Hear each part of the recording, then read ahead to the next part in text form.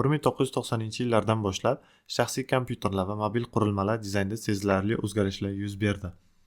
Apple kompaniyasining biodizayn konsepsiyasi organik shakllar, yumshoq konturlar va minimalistik interfeyslar asosida mahsulotlarni qayta qurdi. 1999-yilda ishlab chiqarilgan Mac modeli nafaqat uning texnik imkoniyatlari, balki estetik jihatlari bilan ham sanoat standartlarini o'zgartirdi.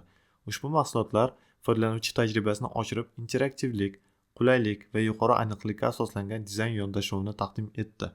Masalan, Apple kompaniyasining dizayn strategiyasi 2000-yillarning boshida global bozorda 30-40% gacha bo'lgan bozor ulushiga ega bo'lishiga yordam berdi.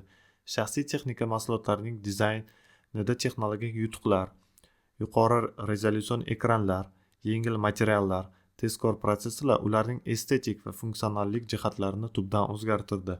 Apple'ning 1999-yilda ishlab chiqargan modellari dizayn va texnologiya uyg'unlashuvi natijasida yaratilgan mahsulot sifatida keyingi yillarda butun sanoatga yo'l ko'rsatdi.